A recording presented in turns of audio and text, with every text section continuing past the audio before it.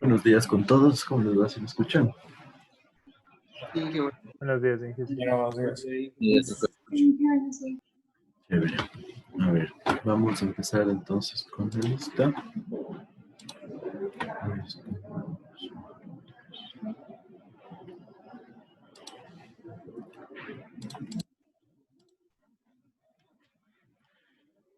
Está Sebastián Almeida, Buenos días, Inge, presente. ¿ya? José Luis Andrade,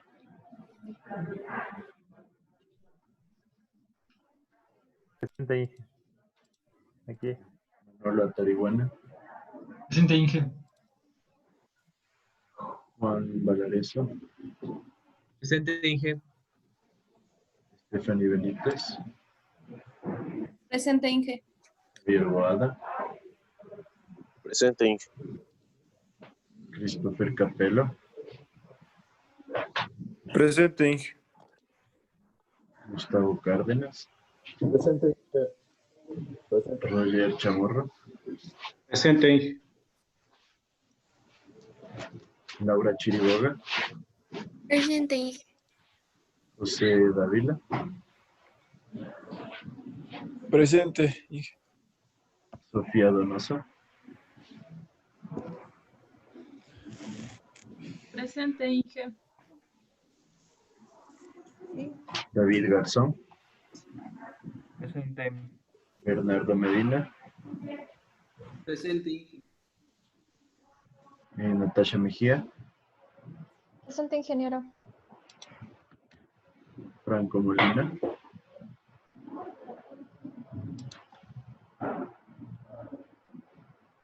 Paul Molina, Iván Presente. Paredes, ya, Iván Presente. Paredes, Presente. ya, Jessica Peñafiel, Presente. Carlos Proaño, Presente, Inge. Jason Quimbita, Presente, Inge. Luis Rojas, Presente, Inge. Shirley Ruiz, Presente, Inge. Juan Ruiz, Presente. Daniela Vélez. Daniela Vélez, ¿no? Listo, entonces, estamos casi todos.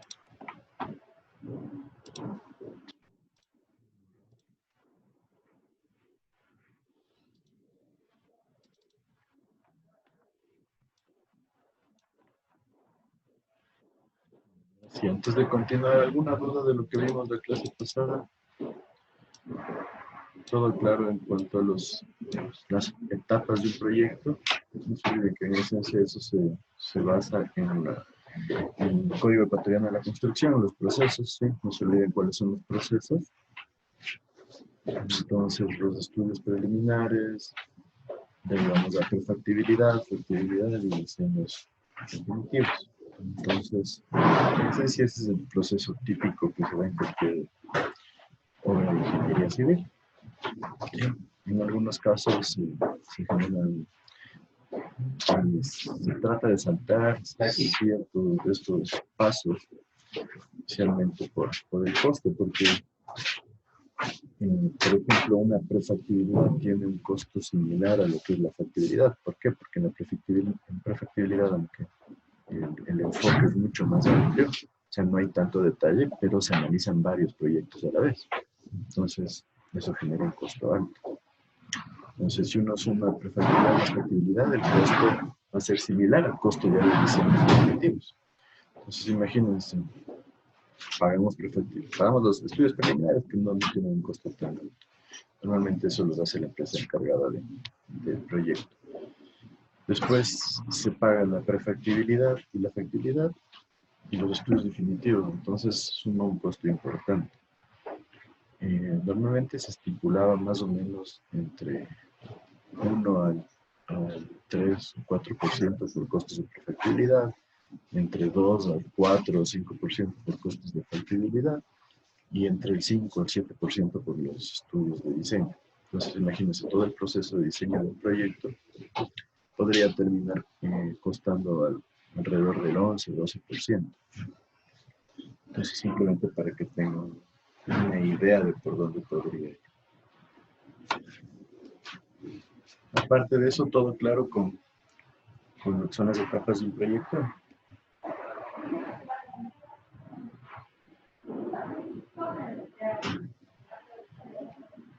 ¿Algún comentario?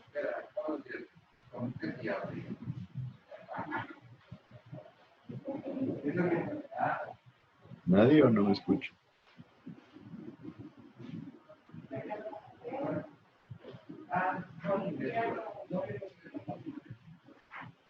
¿Mm? ¿Algún comentario entonces, Jason, que invite? No, Inge, sí está toda la parte entendida. Entonces, habiendo dicho eso, vamos a continuar con la unidad 2.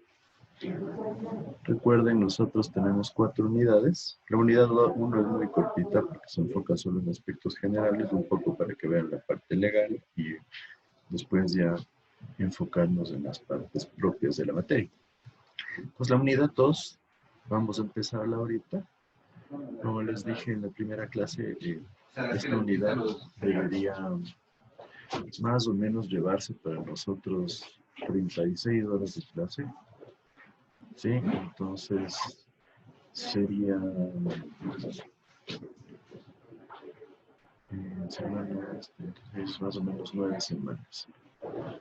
Entonces, en esencia, la mitad de nuestro semestre se va a comer en la unidad 2. Va a ser un poco largo, tiene varios componentes y nos vamos a enfocar en lo que es el diseño de sistemas de agua potable. Entonces, para hablar acerca del diseño de sistemas de agua potable, vamos a empezar con lo que son las fuentes de abastecimiento del agua. Cuando nosotros hablamos de las fuentes de abastecimiento del agua, vamos a enfocarnos en 3 criterios principales: cantidad, calidad y localización. ¿A qué creen que se refiere la cantidad? Por ejemplo, Estefan.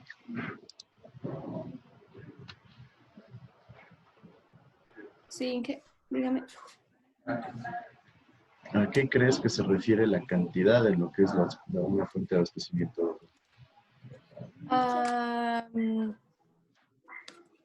Al caudal que podemos obtener de una cierta fuente, a la cantidad de agua.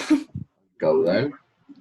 Ya, hablamos del caudal cuando nos enfocamos, por ejemplo, a un río. Pero si estamos determinando la cantidad de agua que tenemos, normalmente nos vamos a basar en criterios como, por ejemplo, lo que mencionábamos en la anterior clase: cuánta agua disponible tenemos por habitante, o cuánta agua nosotros podemos tomar de un río, cuánta agua podemos tomar de un pozo, ¿sí? Entonces nosotros tenemos que ir seguir los lineamientos. ¿Recuerdan quién estaría encargado de definir la cantidad de agua con la que podemos contar para un proyecto? Agua, Inge. Senagua, ¿no es cierto? Nosotros dijimos que Senagua, en teoría, a través de ARCA, nos debería decir qué cantidad de agua puedo tomar de cualquier proyecto. Entonces, eso hay que tenerlo clarísimo porque en muchos casos aquí no se respeta. ¿Qué buscamos con la cantidad entonces? Nosotros buscamos tener un caudal superior al caudal de diseño. Ojo, en cualquier época del año. Entonces, nuestro caudal de diseño va a estar en función del tipo de proyecto, en función de la vida útil del proyecto, ¿sí? Y obviamente, nosotros tenemos que hacer un contraste entre cuánta agua necesito ¿Y cuánta agua me puede proveer la fuente de la que voy a hacer la captación? Entonces, ¿por qué creen que se menciona esto de cualquier época del año?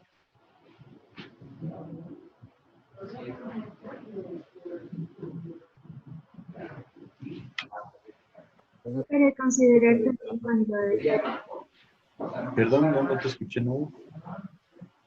para considerar también cuando haya épocas de sequías o de... Exacto, el estiaje, que es la época seca, es muy importante. No se olviden que dijimos que nosotros en época de estiaje también debemos respetar el caudal ecológico. ¿Se acuerdan cuánto era el caudal ecológico? ¿Quién recuerda? El 10% 10% de qué? del caudal promedio anual. El caudal, por ahí, medio diario anual. El caudal promedio de un día en el año. Entonces, este es un punto importante porque hay ríos que en la época de estiaje reducen dramáticamente su caudal. Entonces, es importantísimo que al momento de estimar los caudales se tome en cuenta que se va a respetar este 10%. Y aparte de eso, se tiene que contar con un caudal suficiente para nuestra captación. ¿Sí está claro eso? Inge, ¿me puede repetir cuánto era el caudal ecológico? ¿El 10% de qué? No lo escuché bien esa parte. El caudal promedio diario anual. Gracias. O sea, en esencia, el promedio diario anual significa que ustedes cogen todos los días del año, suman el caudal y le dividen para 365 y le sacan el caudal en metros por segundo. Entonces, ese caudal dividido para 10 es lo mínimo que siempre tiene que estar en el río. ¿Sí recuerdan por qué tenemos que tener el caudal ecológico?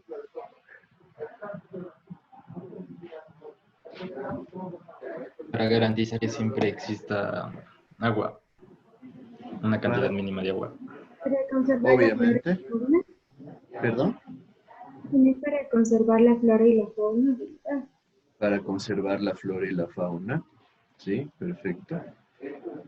Después también para mantener la capacidad de limpieza del río. El río tiene una capacidad de autolimpieza.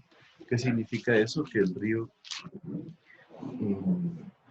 se libera de polutantes con el movimiento del agua, ¿no es cierto? Entonces, se ha llegado a establecer que un 10% del caudal promedio anual sería no suficiente, no me gustaría usar esa palabra, pero podría mantener esta capacidad de autolimpieza, ¿sí? Porque hay el riesgo de que si el caudal es muy pequeñito, con caudales muy pequeñitos, el problema va a ser que se empiece a estancar basura, que no se empiece a degradar la materia orgánica, por ejemplo, que hay en el río, ¿sí? Cuando hay descargas de viviendas, descargas de alcantarillados, que es algo muy común aquí, con caudales bajitos se va a producir un estancamiento y eso no va a permitir una buena oxigenación del agua, ¿sí? Entonces se empieza a podrir el agua, empieza a coger un mal olor. No sé si han visto a veces en ríos o en riachuelos, les han dicho, donde en ciertas zonas se estanca el agua y empieza a cambiar de color el agua, empieza a oler mal. Es porque el agua no tiene la capacidad de limpiar todos los contaminantes con los que está en contacto.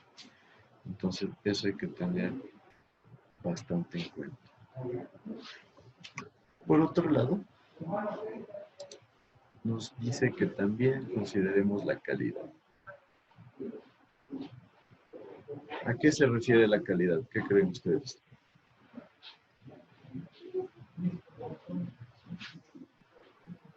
O por el consumo humano. Bueno, Que sea apta, no tanto, no, porque de ley tenemos que tratar el agua, tiene que haber un tratamiento.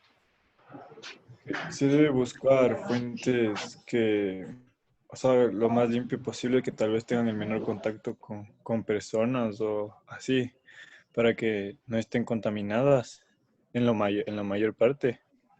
Exacto, para ahí, ¿no es cierto? Nosotros necesitamos fuentes de abastecimiento de buena calidad.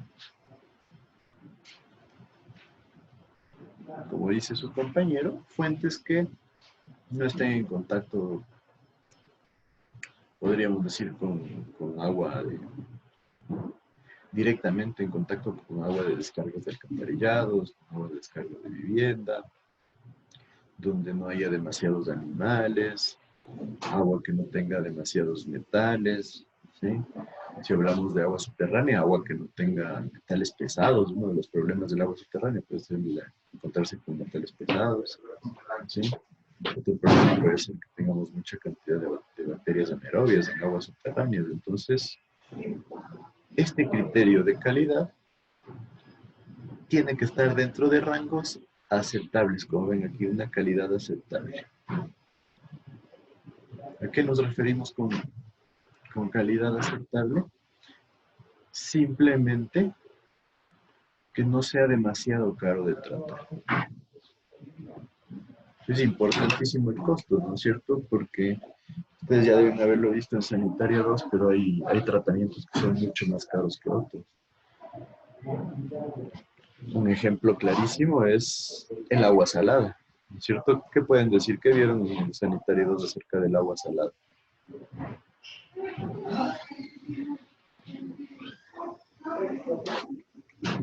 ¿Qué me dice Christopher Carpel? O sea, dije que primero era bastante caro de tratar y también que todas las herramientas que se usaban para tratarla tenían poca vida útil porque se oxidaban y los componentes y eso. Perfecto, ¿no es cierto? El agua salada es un claro ejemplo de una fuente que no es de buena calidad. Primero porque, como dice su compañero, es caro. ¿Por qué era caro el uso de agua, el tratamiento de agua salada?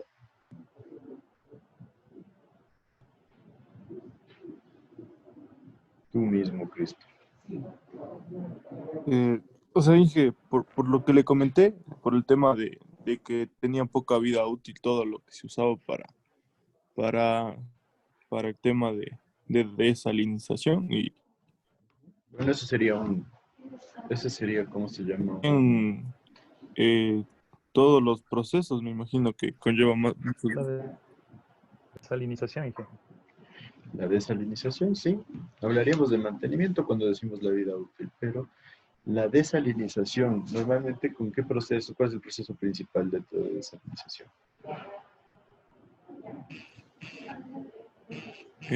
Por evaporación, dije.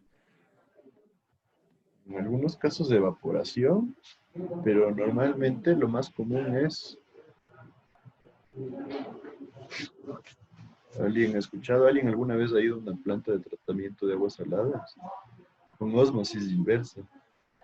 ¿Qué tiene que ver con filtrado?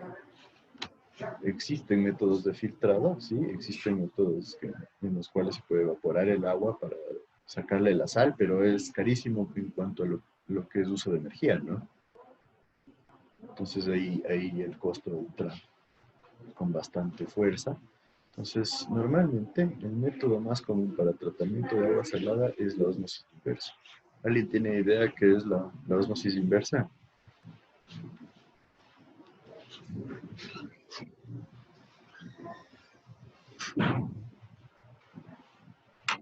¿Mm?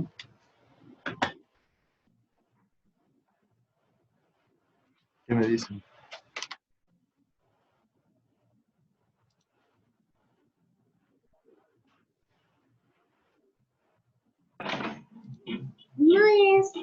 Era como que utilizaban una lámina permeable para provocar que se separen algunas partículas, algunas moléculas.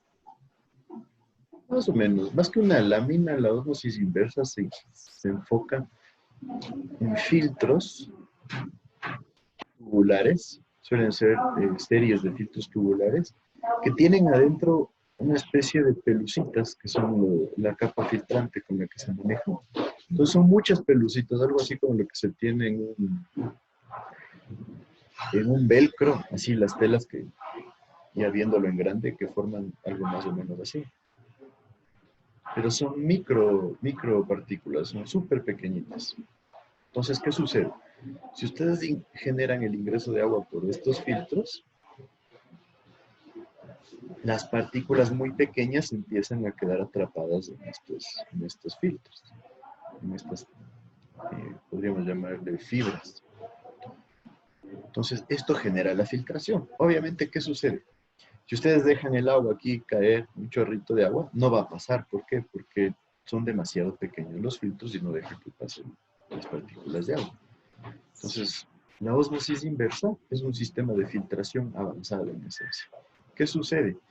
Se inyecta agua a presión con un sistema de bombas. El agua entra a presión, entonces todas las partículas empiezan a quedar en estas fibras. Y de esa forma nosotros podemos eliminar la sal del agua. ¿Sí? Pero claro, eliminamos la sal, pero también eliminamos todos los minerales. Nos queda agua purita. Entonces, después de esto, nosotros tenemos que colocar minerales. Entonces, este es el proceso de ósmosis inversa, que yo diría es el más común, ¿no? Porque después, eso sí, de separar mediante la vaporización del agua, es muy complejo en cuanto a cantidad de energía. Imagínense, tienen que generar una evaporación del agua. Creo que hay intentos, no sé si han sido bien llevados a cabo, pero estos intentos tratan de generar la evaporación del agua mediante presión. Entonces, me parece a mí que no ha sido llevado ya a algo comercial. Entonces, yo les diría, en la práctica, el método más común es esto de ósmosis inversa. Supongamos una comparación, por ejemplo, aquí en Ecuador se quería hacer una planta de purificación de agua para una empresa farmacéutica que no iba a tener un caudal demasiado grande, pero utilizaron ósmosis inversa para tratar este caudal que no iba a ser demasiado grande. Estaba alrededor de $140,000 hace unos 3 o 4 años, para que ustedes se den cuenta. Para una planta pequeñita, ¿no? Que ni siquiera sería capaz de abastecer a un pueblo pequeño.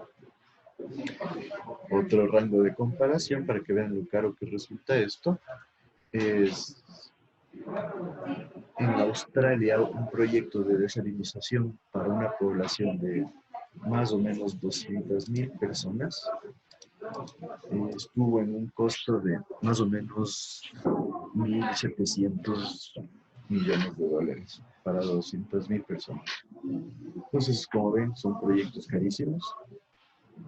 Pero obviamente en muchos lados donde el agua ya no es tan fácil de conseguir, lo ven como una ventaja, porque obviamente se trata el agua del mar, pero es una fuente que está ahí disponible, pero es demasiado caro. Otro ejemplo clarísimo, Dubái. Dubái trabaja con más o menos el 85% del agua potable como agua desalinizada, agua de mar desalinizada. Entonces imagínense el costo que tiene eso. Existe una zona ahí que a manera de una isla en donde en Dubái se genera el tratamiento de agua salada. Entonces son plantas gigantescas, simplemente para que se den cuenta. Entonces, si ustedes comparan esos costos con lo que cuesta un tratamiento normal para una fuente de agua, es totalmente disparado. Entonces hay que tener en cuenta. Y por otro lado, lo que nos decía Christopher, perfecto, que realmente, aparte de lo caro que es la instalación, la vida útil de los componentes se daña, se va al piso mucho más rápido que el resto. Entonces, por ejemplo, lo que son conductos se dañan rápidamente. Obviamente la sal es muy corrosiva, la sal daña todo lo que es metálico. Entonces todos los conductos tienen que ser reparados más o menos en 3 a 5 años. Entonces eso genera un costo de operación bastante alto. Y lo mismo, las bombas suelen tener componentes que se empiezan a dañar. Como deben haber visto en Sanitaria 2, hay que hacer un retrolavado para generar la limpieza de los filtros. Entonces en el retrolavado también se produce un cierto daño de las fibras que sirven como láminas filtrantes. Entonces hay un montón de datos de considerar. Entonces ese es el ejemplo más claro de que si la fuente no es de buena calidad, los costos pueden irse al cielo. ¿Se está entendido eso? ¿Alguien algún comentario? ¿Alguien ha ido a alguna planta de tratamiento de gran escala?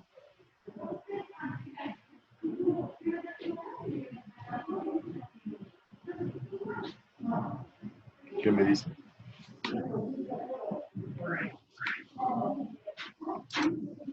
No, y Sí, yo voy a tratar de ver un video quizá, porque ahorita va a ser difícil.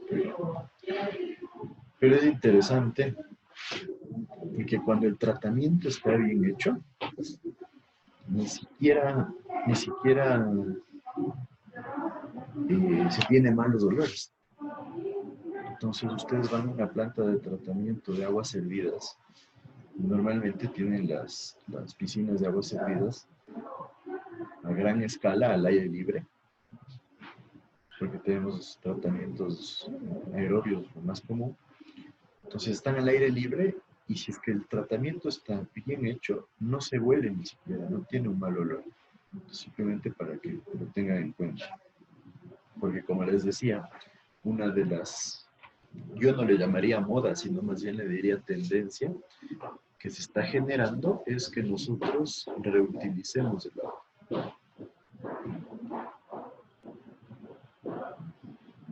¿A qué se refiere reutilizar agua? A que en un buen porcentaje nosotros utilicemos el agua de un tratamiento de aguas negras, de aguas servidas. Pues como les mencionaba en la anterior clase, en muchos países esto ya es una obligación, ¿sí? De esta manera se presiona a los municipios para que se haga un tratamiento total. Yo les mencionaba, en París al menos el 20 o 25% del agua potable viene de fuentes que han sido tratadas, de aguas servidas que han sido tratadas. En Australia también, en al menos la mitad de las poblaciones ya se está utilizando agua reciclada, le llaman ellos. En Europa lo mismo, en Europa hay una gran cantidad de agua reciclada. Entonces, simplemente porque, como veíamos, la cantidad de agua por persona es muy, muy bajita. No sé si escucharon, pero Australia desde el año más o menos 2002, por ahí, sufrió una sequía prolongada bastante larga que se extendió más o menos hasta el 2014 o 2013. Entonces, en esa sequía se dio un impulso bastante fuerte al uso de aguas reutilizadas y también a lo que son agua desalinizada, simplemente para que lo tengan en cuenta. Por otro lado, no sé, ¿escucharon todos los problemas que se generaron en Sudáfrica hace un par de años? ¿Qué me dicen? Sí, en Ciudad del Cabo. En Ciudad del Cabo, ¿no es cierto? ¿Qué pasó? Igual tuvieron problemas de sequía y no tenían agua y les tocó cambiar incluso sus hábitos, así que igual por ejemplo había una que por el uso del sanitario, o sea, no es como nosotros que botaban siempre el agua, ellos esperaban como que todo el día, algo así. Exacto, ¿no es cierto? Entre esos comentarios, como dijo su compañero, hacían cosas como no jalar el agua del inodoro todas las veces que iban. Ustedes deben saber que el inodoro es uno de los consumidores de agua más importantes, por eso en muchos lugares se utiliza agua reciclada directamente para inodoros. Hay un sistema de distribución de agua directamente para inodoros, riego, por general, que no es un agua que ha alcanzado una calidad tan alta como el agua potable, pero como es para el inodoro y para el riego, realmente no hay problema. Lo que hay que tener cuidado en esos casos es de evitar que la gente utilice esa agua con otros fines, ¿no es cierto? Como ejemplo aquí, ustedes ven a cualquier albañil, coge una manguera, ve una manguera, coge el agua y se la toma directo. Entonces, en esos casos sería muy peligroso porque esa agua no es bien tratada. Como decía su compañero, también en Ciudad del Cabo generaron sistemas para el agua de la ducha, guardarle en tanques con los inodoros, por ejemplo. Llegaron a un punto, alguien escuchó, nos ha dicho el punto que llegaron de consumo por persona al día. ¿Cuál era el límite que estableció la Municipalidad de Ciudad del Cabo? Creo que eran 30 litros por día. 40 litros por habitante por día. Yo les dije cuánto es lo que se obtuvo como resultado de los análisis de dotaciones aquí en Quito. ¿Alguien recuerda? Aproximadamente 170 200. ¿Cuánto? No te escuché. ¿Cuánto dijiste, Shirley? Era aproximadamente 170 o 200, ¿no? Más o menos la recomendación estaba en 160. ¿Sí? ¿Perdón? 260, lo que se Alrededor consumía. de lo que encontramos nosotros en las parroquias aledañas de Quito es que era entre 200, 210 más o menos hasta 240. Pero simplemente tengan en cuenta utilizar prácticamente el 20% del agua que se utiliza en estas zonas de Quito. Imagínense. En una ducha, ¿saben cuánta agua se podría llegar a utilizar? Una ducha de 10 minutos.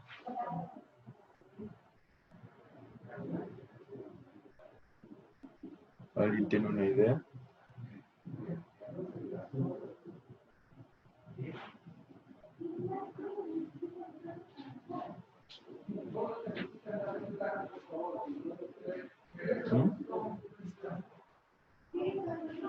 No tengo un número. ¿Qué idea tendría?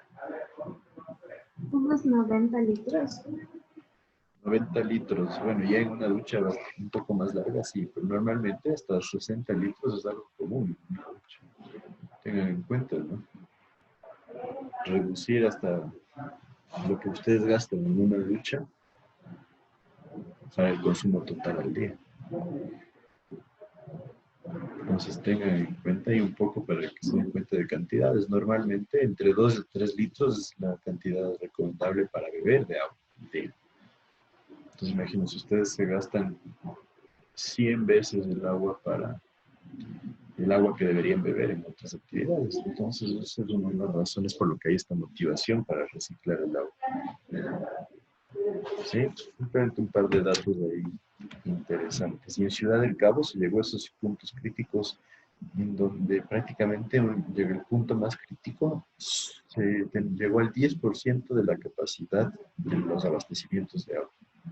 O sea, los embalses que tenían para abastecer a la ciudad llegaron al 10%, que es el límite absoluto que se recomienda tener, y en ese punto generaron cortes totales de agua a la gente, y simplemente esa agua se utilizaba para abastecer a lo que son hospitales, centros de importancia, escuelas, cosas así.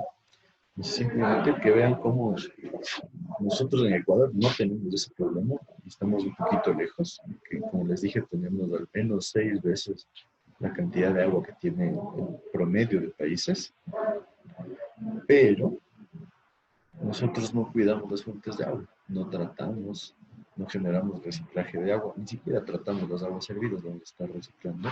¿Sí? En muchos lugares ni siquiera es que hay una buena potabilización del agua.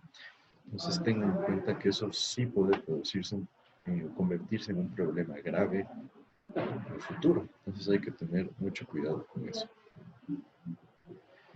Entonces nosotros como calidad debemos considerar calidad física, calidad química y bacteriológica.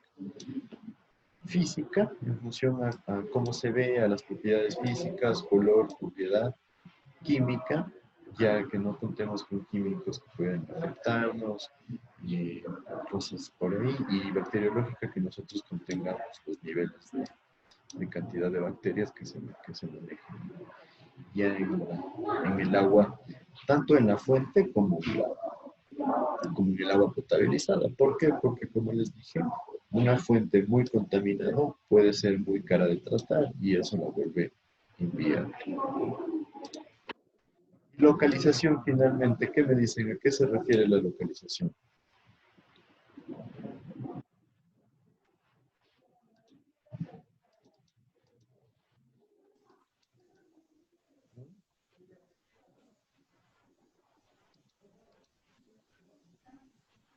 Dices Natasha.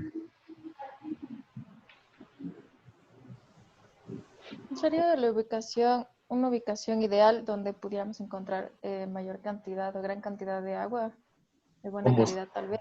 cómo sería una ubicación Cantidad y ideal? calidad. Tal vez cerca, por ejemplo, de una ribera, de un río, algo así. Bueno, la localización sería donde está ubicado el río, ¿no es cierto? Pero la idea de la localización de la fuente de abastecimiento va un poquito más allá. ¿Qué tan Sí, lejos tal debería vez, estar la fuente? ¿Qué me decían? tal vez Inge se busca lugares altos para que se ayude con la gravedad y la conducción del agua sea más fácil. Alejados de la población para que evitar contaminación, los habitantes. Ya, me dice, por un lado, lugares altos. Sí, perfecto. Una buena localización podría ser una localización alta. ¿Con qué fin? Con el evitar el uso de sistemas de bombeo. Perfecto el comentario, ¿no es cierto? Entonces, por eso tenemos, por ejemplo, una fuente bien interesante nosotros en Papayacta, para Quito. En Papayacta tenemos una fuente alta y con gran cantidad de agua. Entonces, eso nos da una ventajota. Ustedes deben haber visto el tamaño de los conductos de agua que se manejan en Papayacta. Son bastante grandes. Papayacta es una de las principales fuentes para abastecimiento del agua en Quito. ¿Sí? Entonces es bien importante manejar eso. El uso de sistemas de bombeo en abastecimientos de agua potable puede incrementar bastante el costo del proyecto. Por otro lado, su compañera decía que la fuente esté lejos de la población. Hasta cierto punto sí. Tiene que estar un poco lejos de la población, pero tampoco mucho. ¿Por qué? Porque si estás muy cerca de la población, se va a volver un poquito más difícil tratar, a menos de que tengamos un sitio específico. Por ejemplo, nosotros tenemos una pequeña planta de tratamiento en la zona del Parque Metropolitano, entonces es importantísimo tener en cuenta que estamos en medio de la ciudad, pero obviamente hay el espacio suficiente para generar el tratamiento, ¿sí? Pero si es que está muy lejos la fuente de abastecimiento, va a ser demasiado caro llevar el agua. Entonces eso hay que tener un montón de cuidado, porque una larga conducción puede volverse carísimo. Entonces, mientras se genere un balance en que tengamos el espacio suficiente para el tratamiento, pero que estemos relativamente cerca de la población, tenemos una ventajota. Por ejemplo, si es que esta es la población,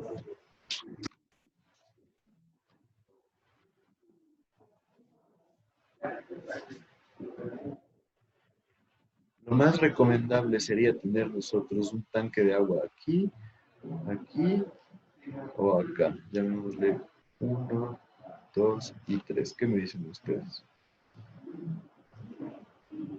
La 1 está relativamente cerca, pero en las afueras. La 2 está dentro de la población y la 3 está lejos de la población. Sería el 1. ¿Por qué el 1? O sea, porque está a las afueras de la población, entonces si la ciudad crece, no, también tendríamos más espacio como para que le llegue a más personas. Sí, perfecto. Bajo esos criterios, sí. Nosotros podemos pensar a futuro y aquí puede generarse un espacio suficiente para el crecimiento, como dice su compañero. Entonces, perfecto, es una buena opción. ¿Qué pasaría con la 2?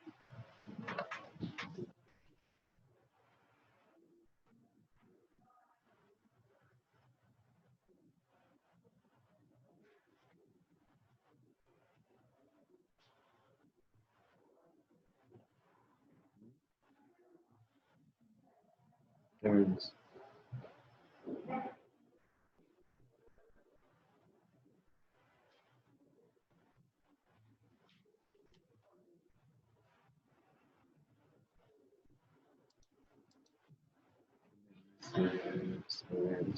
Sofía.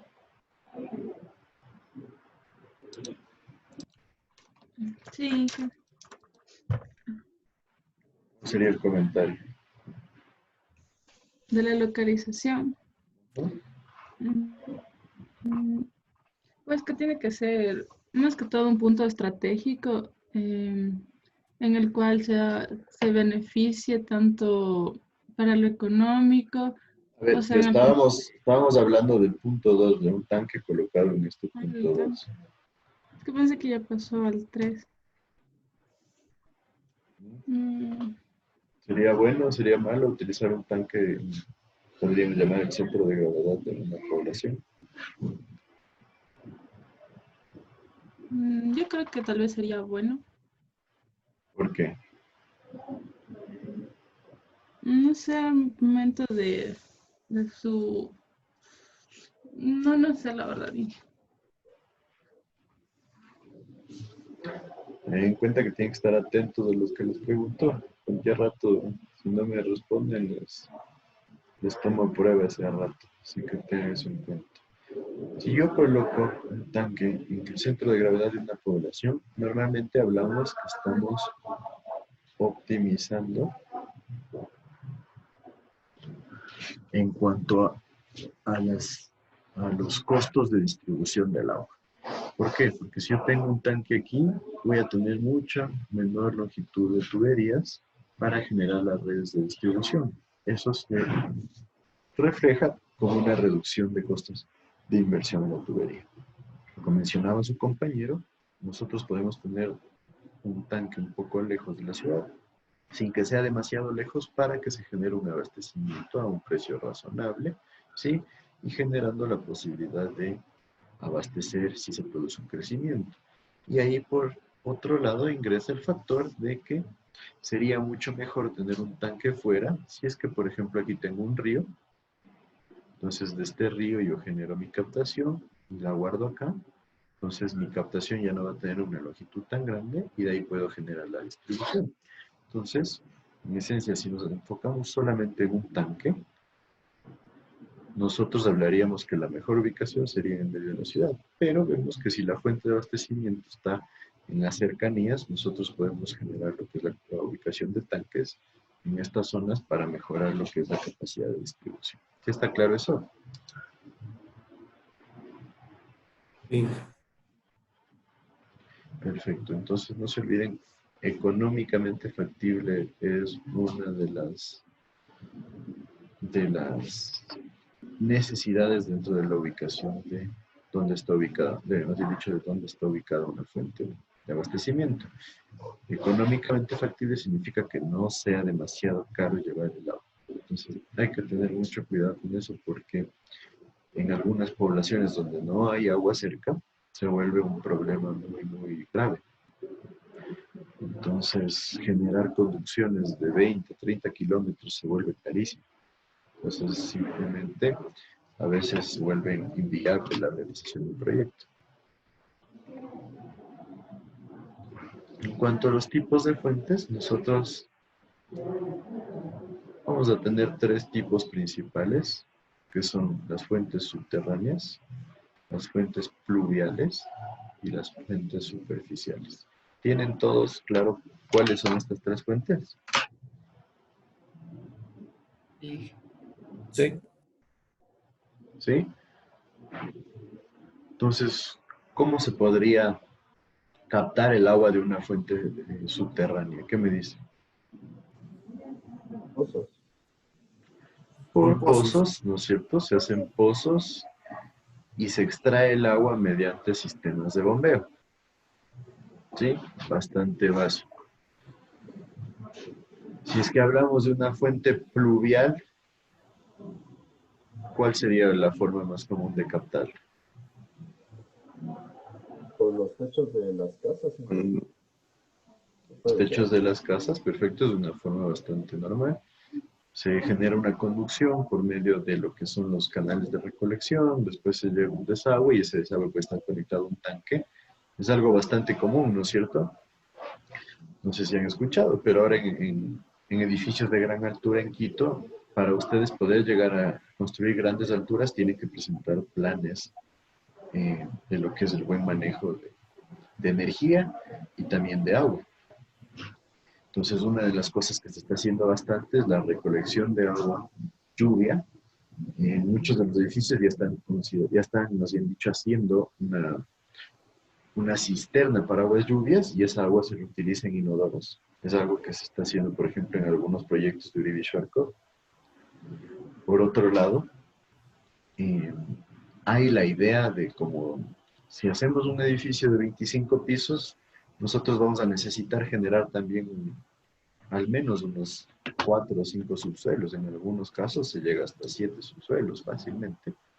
Entonces, por decir, la zona de la Carolina es una zona con un nivel freático bastante alto.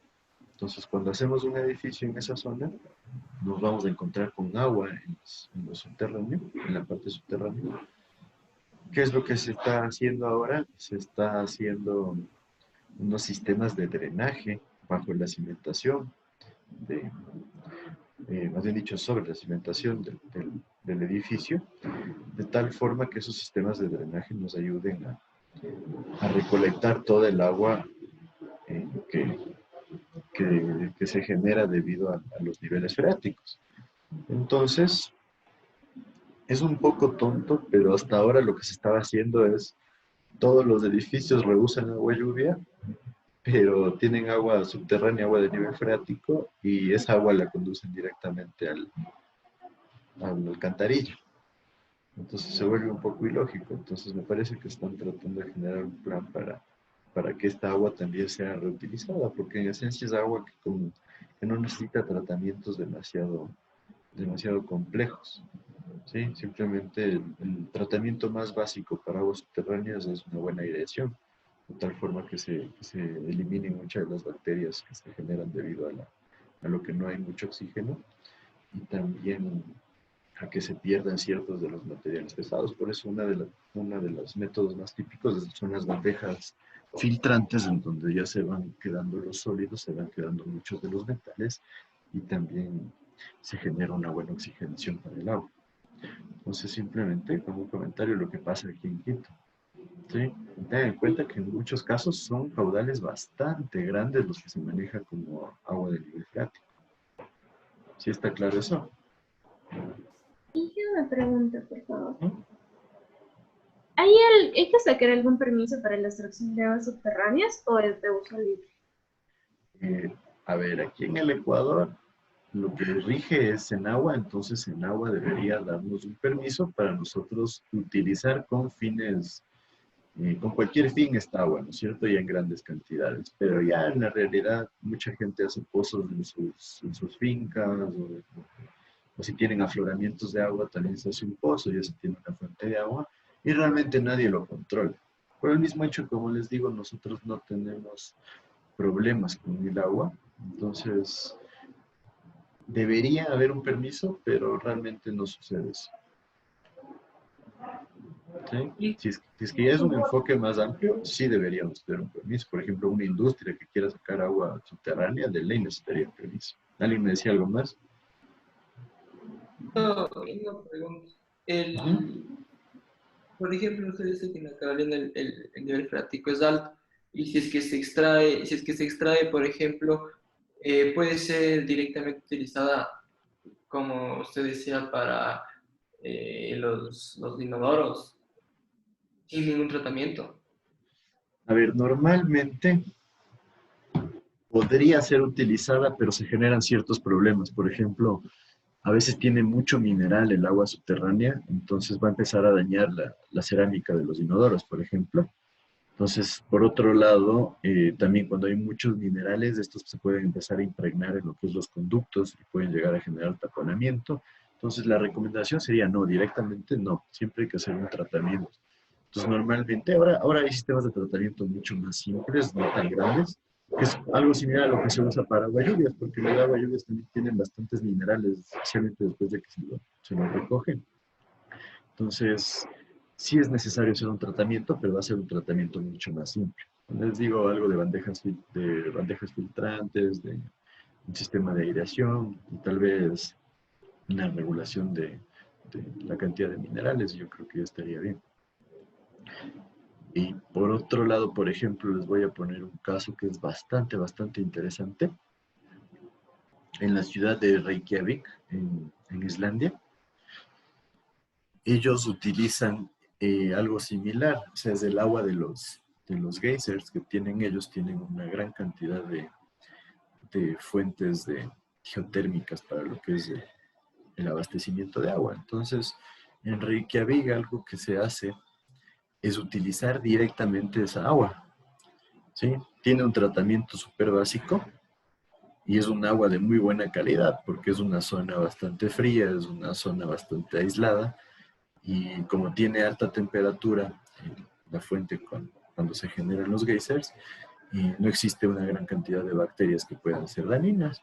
Entonces, directamente se utiliza esa agua para evitar lo que es el calentamiento de agua.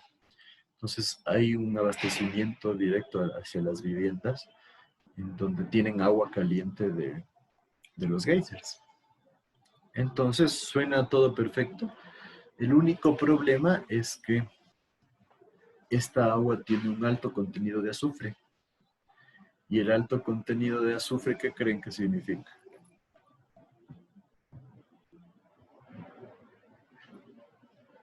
El color. Es el color. El color puede generar un poco de turbiedad. El olor. El olor. El agua apesta a huevo podrido en esencia. Entonces, obviamente el lado del impacto ambiental es súper bueno porque realmente no se genera ningún impacto, simplemente se utiliza el agua de la fuente a la vivienda. Se reduce totalmente el uso de calefones o de calentadores eléctricos que genera un uso de energía bastante alto. Pero imagínense bañarse con agua que apesta, ¿no? Obviamente no es que la gente se queda apestando, pero ya nos da una sensación de que el agua no está limpia. Entonces, simplemente como una anécdota interesante, a mí me parece de las cosas más interesantes que he visto porque eso se da en la capital de Islandia, ¿no? Aquí hubo un plan que querían hacer lo mismo en Papayacta.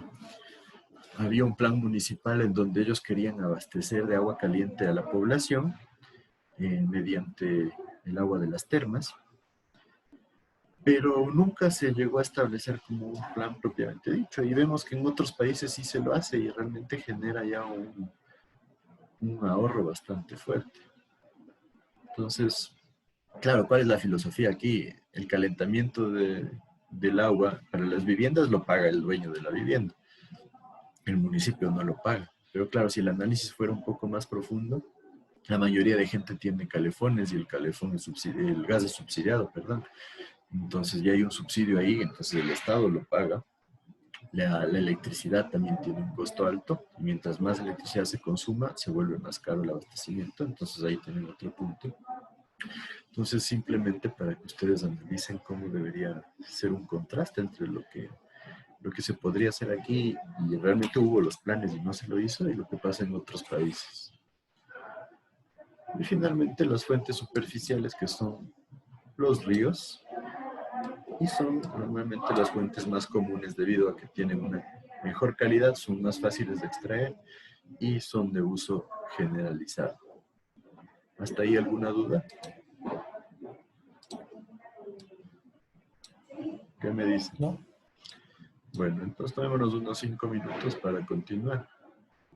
Ya vamos a los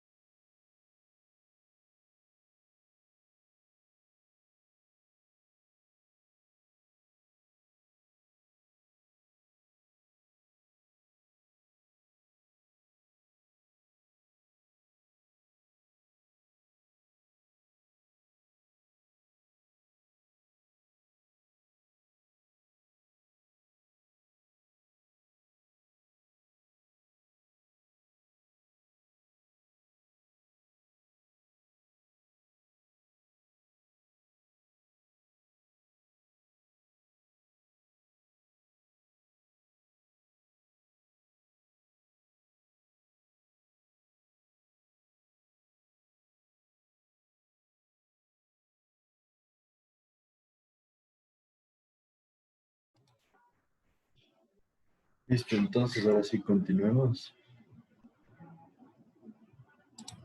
¿Sí me escuchan? Sigue. Sí, Inge. Entonces ahora continuemos lo que son las fuentes de abastecimiento de agua. ¿Qué necesitamos como una fuente de abastecimiento de agua? No se olviden, garantizar un suministro de agua continuo. ¿Sí? Ahí viene la cantidad como un dato importante. Nos dice que lo más común es que se cuente con aguas superficiales y aguas subterráneas. Aquí en el Ecuador, la gran mayoría de abastecimientos son superficiales. ¿Sí? Tengan en cuenta que de todas las fuentes de agua que tenemos nosotros, de agua fresca, más o menos el 70% son subterráneos. Entonces tenemos una gran cantidad de agua bajo la tierra. Aquí en el Ecuador tenemos una gran cantidad de agua superficial, entonces no le damos mucha importancia a las aguas subterráneas, pero en otros países es bastante importante. Nosotros en aguas superficiales necesitamos generar lo que son las curvas de duración de caudales. ¿Alguien se acuerda qué es una curva de duración de caudales?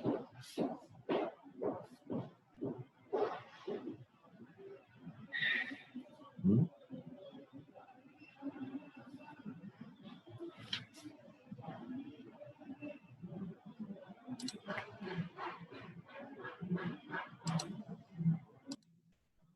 Me dice Juan David, a ver.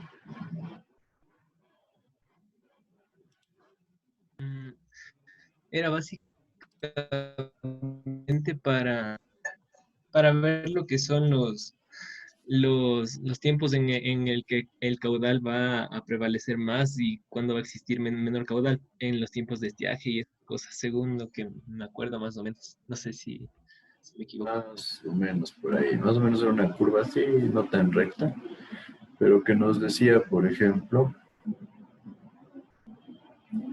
teníamos los caudales y el porcentaje. No sé si se acuerdan, teníamos porcentajes. Entonces, en función de porcentajes, nosotros decimos qué caudal vence porcentaje, se sobrepasa, más bien dicho, en un porcentaje. Entonces, para explicarlo mejor, teníamos un rango del 5 al 100. Entonces, por ejemplo, un caudal de, digamos, 100 se sobrepasa el 5% de las veces. ¿Sí? Mientras que un caudal de 20 o de 10, pongámosle, se sobrepasa el 100% de las veces. ¿Qué significa? Que este caudal de 10 va a estar siempre presente porque el 100% de las veces se sobrepasa. Entonces ahí entraba el Q95, no sé si se acuerdan, el caudal que se sobrepasa el 95% de las veces. Es del caudal, por ejemplo, de 15, digamos aquí, que nosotros vamos a considerar que es el caudal fijo del río, el caudal con el que siempre podemos contar. ¿Sí? El 95%, eso simplemente por un dato estadístico.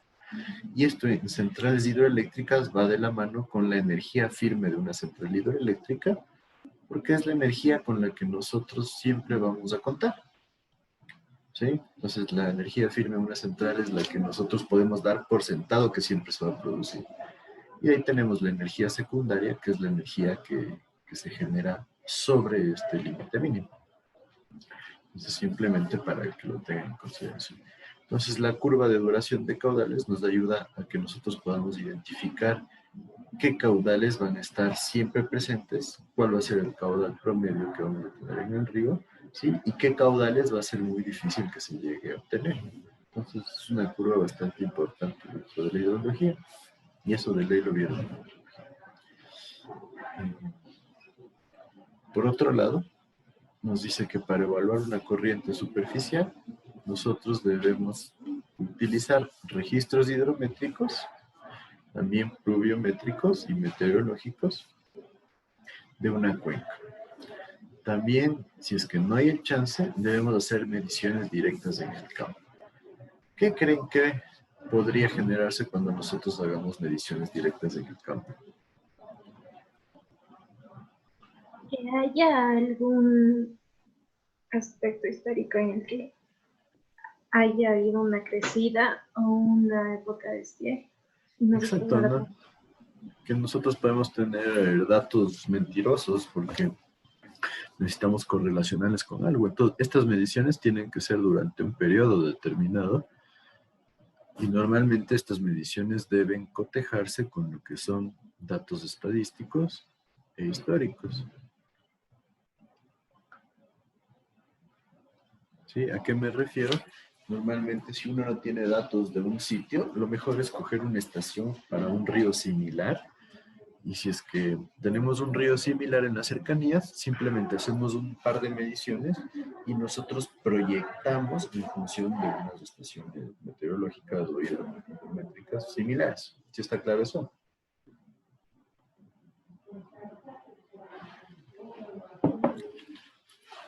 Había recomendaciones que decían los ingenieros antes que, por ejemplo, si ustedes no tienen datos de un río, lo que tienen que ir a hacer es ir a preguntar allá. Es una buena fuente de información. Por ejemplo, ¿cuál ha sido la crecida más grande del río? ¿Hasta dónde ha llegado el límite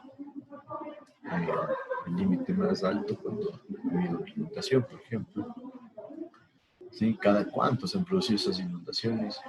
Pero obviamente son datos bastante buenos porque la gente que vive ahí va a dar razón de lo que ha sucedido.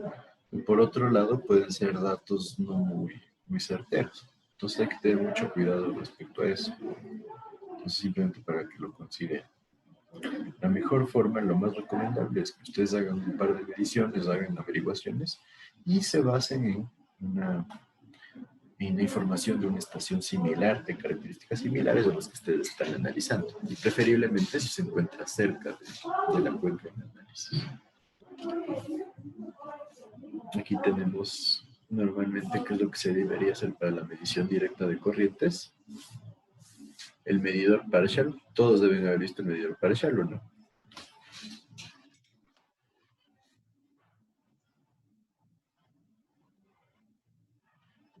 ¿Recuerdan qué hace el medidor partial?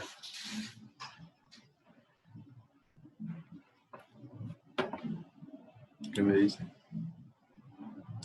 Medición de flujos por gravedad.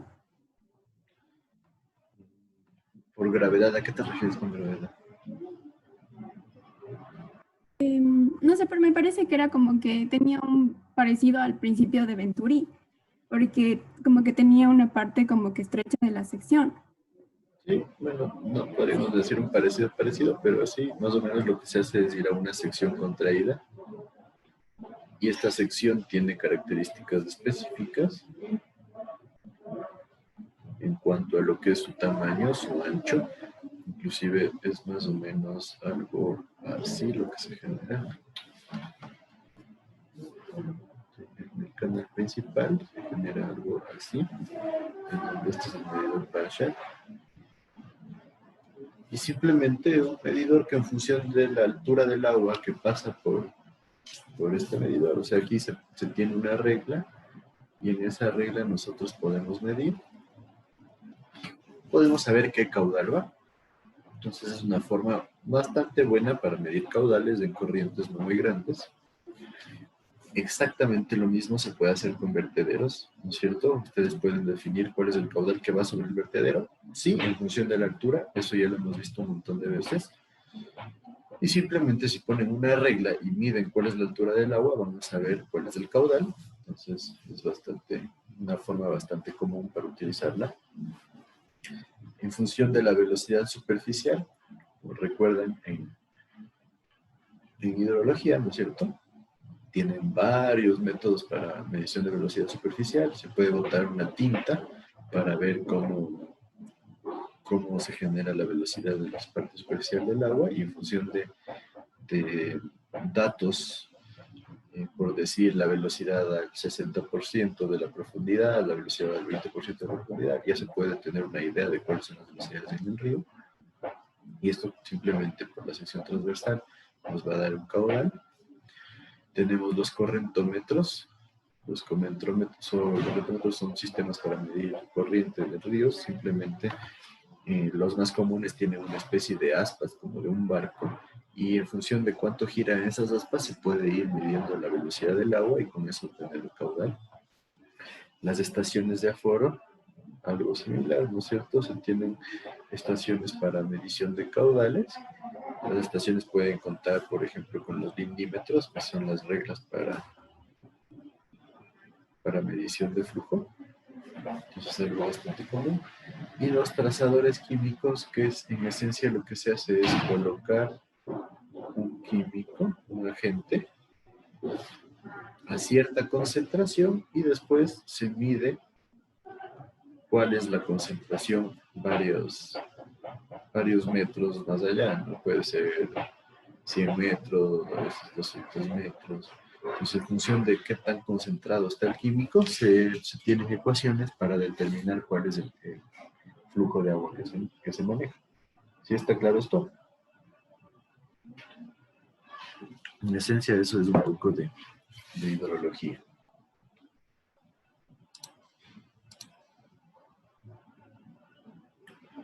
En cuanto a las fuentes superficiales, continuamos, ¿no es cierto? Vamos a decir que en esencia son los ríos, los arroyos, los lagos y las presas que se generan. Nosotros podemos suministrar agua a gravedad. Existe un riesgo de contaminación, ¿no es cierto? ¿Por qué se puede ver afectada la calidad del agua? Aguas hervidas, lo que les decía. Simplemente por curiosidad deberían irse un día a cualquier río. En la zona del valle es muy fácil verlo, en la zona de San Rafael, de San Gorquí, porque hay muchos ríos que no tienen, que son de fácil acceso. Ustedes van al río Santa Clara, entran a una propiedad y ahí está el río a la mano. Entran al río San Pedro igual, al río Pita igual. Pueden ver cómo existe un montón de conductos de descarga de aguas hervidas. Inclusive ustedes ven que en ciertas zonas del alcantarillado ya bota directamente allá, ¿no? Entonces, esto puede ser un factor muy, muy importante en lo que es la contaminación de aguas superficiales. Zonas industriales, peor, ¿no es cierto? Si no hay un buen control de zonas industriales, puede haber descargas químicas. Es muy peligroso que las zonas industriales descarguen sus químicos a las fuentes superficiales de agua. Eso puede ser peligrosísimo. Y esto, en teoría, no debe pasar, pero créanme que pasa. Entonces, ahí entra lo que es el control. No hay autoridades de control. En esencia, todas las zonas industriales necesitan tratamiento de aguas. Y muchas tienen instalados los sistemas de tratamiento, pero a veces por ahorrarse dinero, porque obviamente un tratamiento de agua cuesta dinero, entonces muchas industrias hacen lo que es la descarga directa de los químicos que utilizan para sus productos a lo que son las fuentes de agua. Entonces hay que tener mucho cuidado con ese control. El peligro del arrastre de laderas habla del invierno, pero en esencia nos referimos a épocas de lluvia. ¿Qué significa esto? Que nosotros vamos a tener bastantes contaminantes, por ejemplo, las heces fecales de animales, vamos a tener basura. Si estamos cerca de la ciudad, puede haber un montón de desechos que la gente bota alrededor de las quebradas. Entonces, todo eso con la lluvia va al río. Y esto también genera contaminación. Nos dice el aumento de patógenos por calor en verano. También en las zonas calientes se produce un incremento de lo que son todos los patógenos. Y esto va a parar al río. Entonces, nuevamente, si el río no tiene el caudal suficiente, no va a poder generar lo que es la limpieza, la autolimpieza que mencionábamos antes. Entonces, todo esto lo hacemos mal en la mayoría en Ecuador. No existe buen control en las industrias, no existe nada de control en las descargas de aguas hervidas. Tenemos un montón de basura en las quebradas. Váyanse ustedes a las quebradas en la zona del río Chiche. Ustedes ven ahí hay un montón montón de basura por todos lados, eso termina en el río. Y los patógenos en calor, bueno, debido a nuestro clima no es algo que nos pueda afectar, pero en esencia tenemos 3 de 4 en las cosas que pueden generar riesgo en la contaminación de fuentes. Entonces tengan eso en cuenta, que aquí en el Ecuador no se genera un buen manejo. Y aquí en Quito, que es la capital, imagínense en otras zonas. Deben haber visto ustedes que en un cantón por Tungurahua los camiones de basura iban a descargar directamente al río, ¿no? Simplemente para que un poco se den cuenta de lo que pasa. Ahora, en cuanto a las aguas subterráneas, nosotros necesitamos normalmente generar pruebas de equilibrio para los caudales. Entonces, una prueba de equilibrio lo que hace es analizar el almacenamiento que nosotros tenemos y qué tan fácilmente se recarga. Ustedes saben que las aguas subterráneas necesitan de recarga.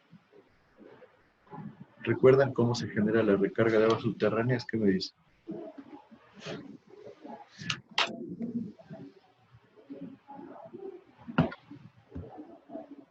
Por filtración. Por infiltración.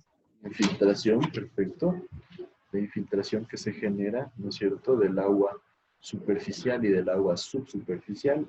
Entonces genera una infiltración que recarga las aguas subterráneas, recarga los acuíferos, los famosos acuíferos. ¿Qué más?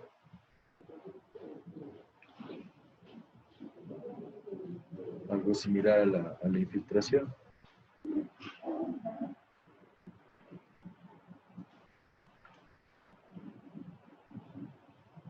¿Qué me dicen? ¿Recuerdan el concepto de percolación? La escorrentía subterránea. Perfecto. ¿Recuerdan qué era la percolación?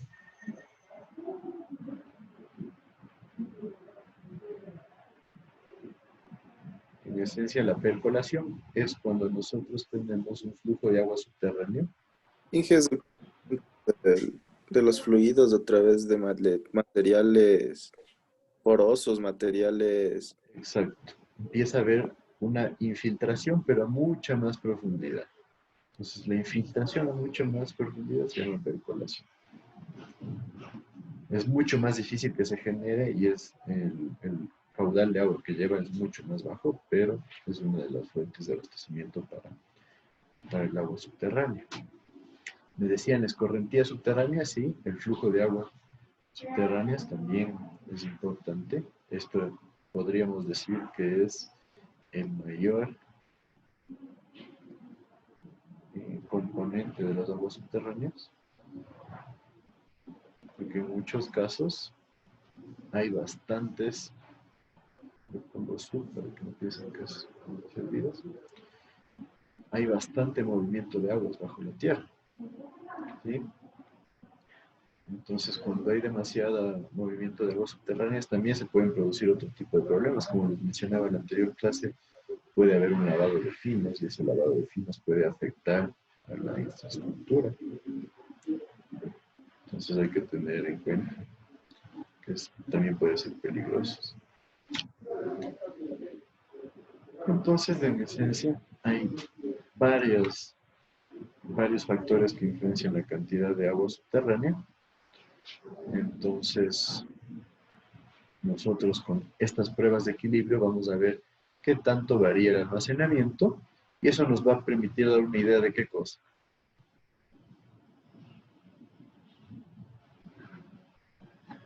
Del caudal disponible que vamos a tener. ¿De qué? O sea, de la cantidad disponible que vamos a tener de agua.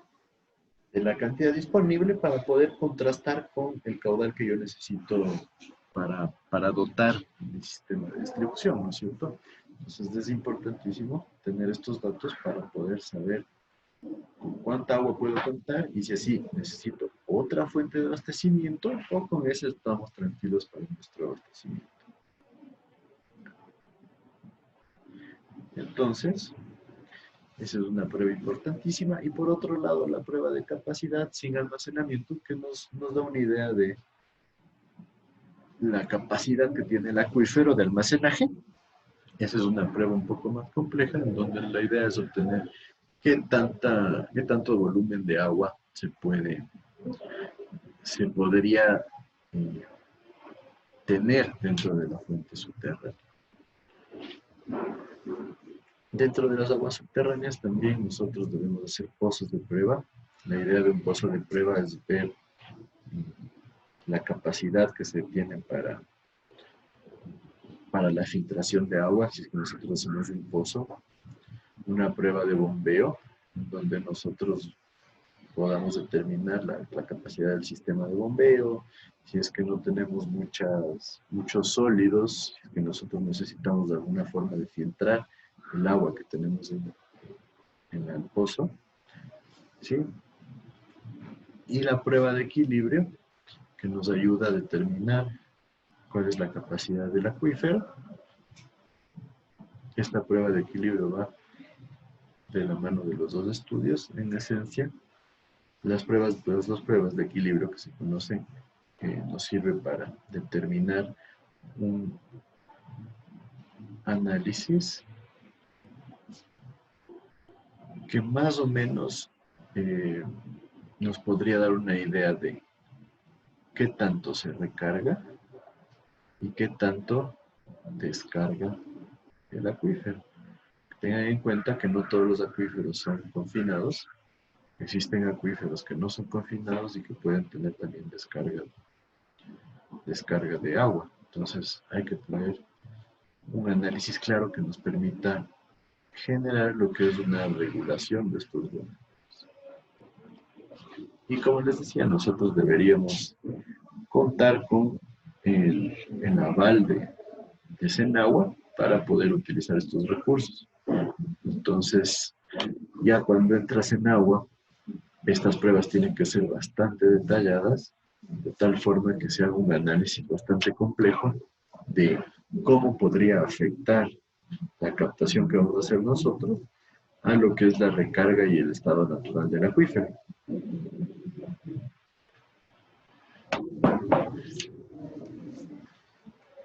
Aquí lo que ya mencionábamos antes, si la fuente tiene una baja calidad, nosotros necesitamos más inversión para el tratamiento. Entonces, esto es importante. Y finalmente, como en todo proyecto, nosotros necesitamos una evaluación técnica y económica. Importantísimo dentro de la evaluación técnica, cómo se comporta el acuífero, si es que está bien analizado nuestro caudal para la dotación. Como les dije, podría ser un problema si es que nosotros tomamos los datos, como les mencionaba, del Código Ecuatoriano de la Construcción, que nos dice para Quito un caudal de dotación de agua potable de 160 litros por habitante por día, y de repente son 200. Entonces, en una fuente subterránea puede pasar que simplemente ya en la práctica se empiece a utilizar más agua de la que estaba estipulada, y eso puede afectar lo que es la capacidad de recarga del acuífero. Entonces hay que tener mucho cuidado. Y obviamente la evaluación económica, el tratamiento no sea muy caro, que el bombeo no sea muy caro, el tratamiento, el bombeo y lo mismo la distribución. ¿Hasta ahí alguna duda?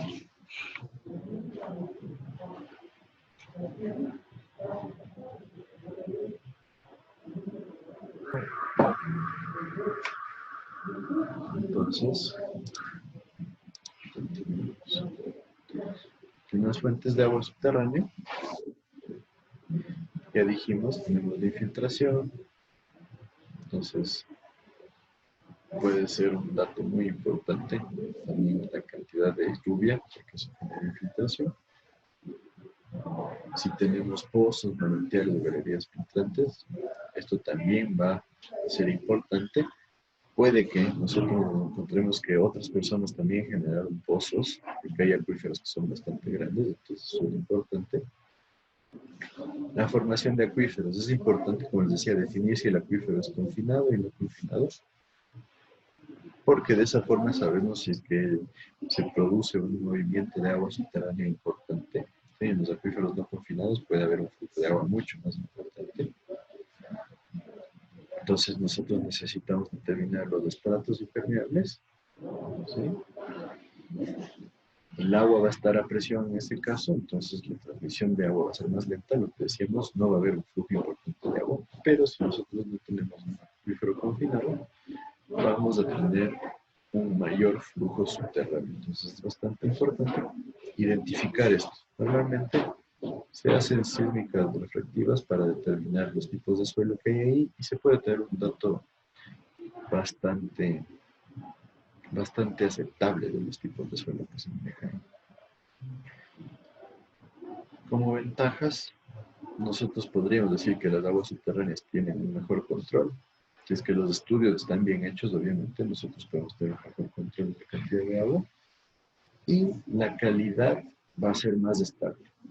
Esto sí es importante porque como no hay muchos factores que afecten la calidad del agua subterránea, nosotros vamos a tener algo similar la mayoría del tiempo.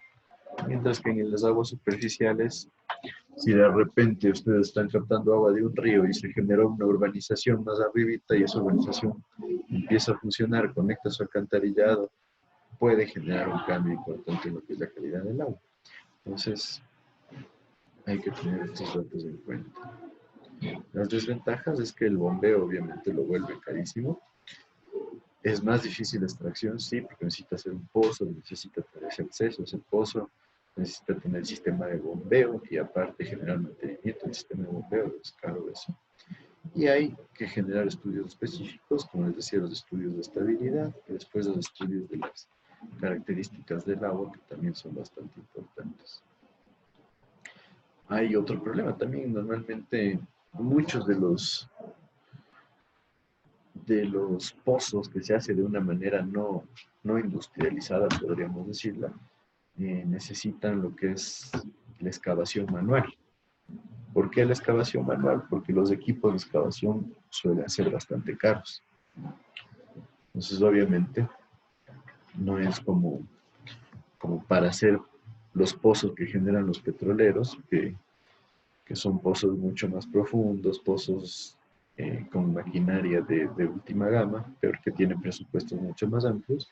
Pero en algunos casos los pozos de agua necesitan maquinaria especializada y no todo el mundo la tiene a la mano o es muy cara. Entonces, muchos de los pozos, un pozo de 25 metros, 30 metros, fácilmente lo hace alguien a mano. Entonces, en esos casos también hay que tener en cuenta que, por ejemplo, si hay cantidades de azufre, si hay gases bajo la tierra, puede ser peligroso para la mano de obra. Entonces, como simplemente, por ejemplo, un pozo séptico fácilmente puede llegar a los 20 metros de profundidad y se lo hace a mano, ¿sí? Porque la maquinaria suele ser demasiado caro. Entonces, es un factor que sí hay que tenerlo en cuenta, que habría que, como les decía, a ver, si consideramos la parte utópica de que se tiene que cuidar todos los estudios, de que todo tiene que estar perfecto, no parecería que se genere ningún problema, pero ya en la práctica aquí en el Ecuador es algo común que se hagan nuestros pozos de manera manual, ¿sí? Como les digo, la maquinaria es bastante cara, es difícil de conseguir, entonces mucha gente se va por el lado de la excavación manual. Entonces, aquí no hay ese control. Para irnos al punto de vista ya un poco exagerado, en otros países, ya excavaciones de más de 1,20 metros, 1,50 metros de profundidad ya se consideran excavaciones de profundidad y ya necesitan utilizar maquinaria. Entonces, simplemente para que un poco se den cuenta que en el papel todo aguanta, pero ya en la práctica aquí no se lo cumple.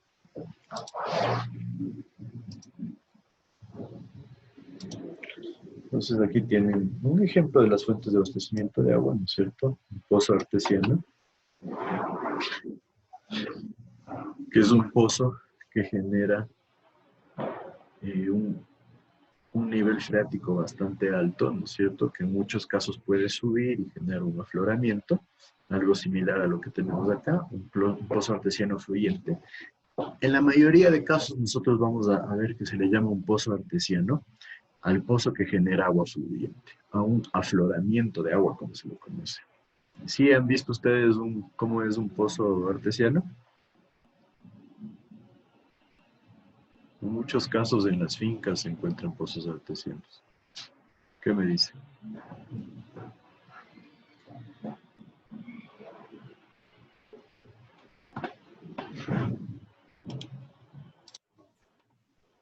José Luis Andrade, cuenta. No me he fijado, la verdad no he visto.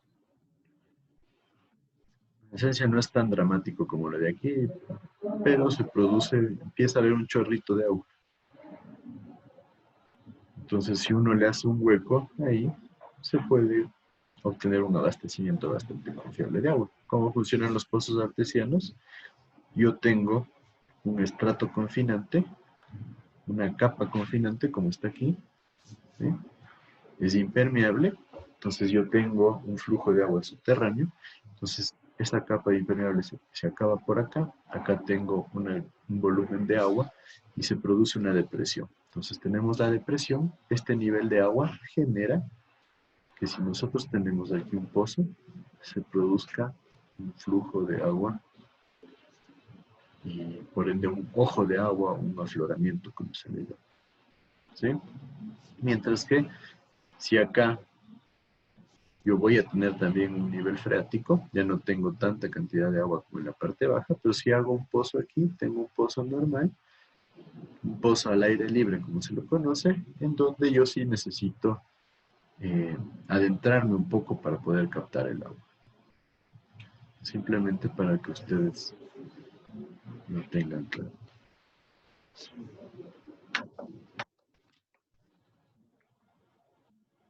Aquí les he puesto una comparación donde nosotros tenemos las ventajas y desventajas de las fuentes de abastecimiento de agua. Entonces, cuando hablamos de fuentes superficiales, la principal ventaja es la disponibilidad. ¿Por qué? Porque la captación del río es facilita. Nosotros, si nos vamos a la forma más básica de una captación, colocamos un tubo en el río y me llevo el agua. De ahí, obviamente son visibles, nosotros lo sabemos dónde están, sabemos que, o podemos medir fácilmente la profundidad del río y de esa forma yo sé qué necesito para generar la captación. Nos habla de limpiables.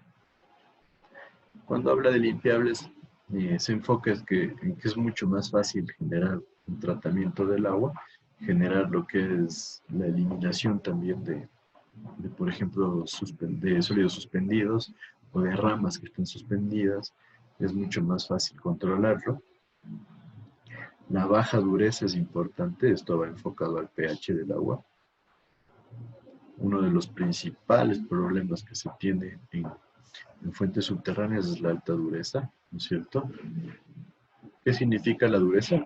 ¿Recuerdan ustedes eso de el periodo 2?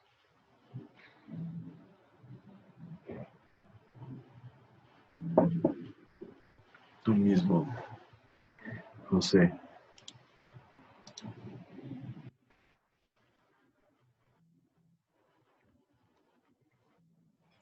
Yo, Inge, José Ignacio.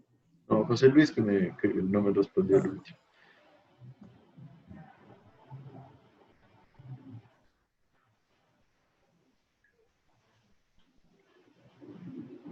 ¿Ah?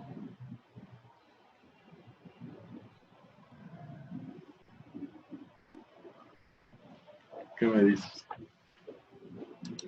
No lo escucho bien.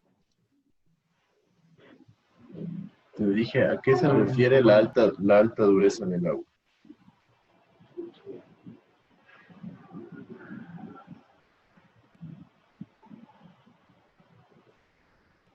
¿Mm?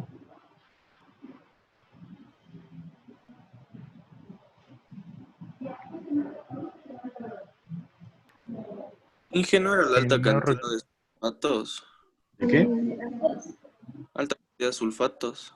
Minerales Sí. Bastante Va de nivel la de mano. carbono de calcio.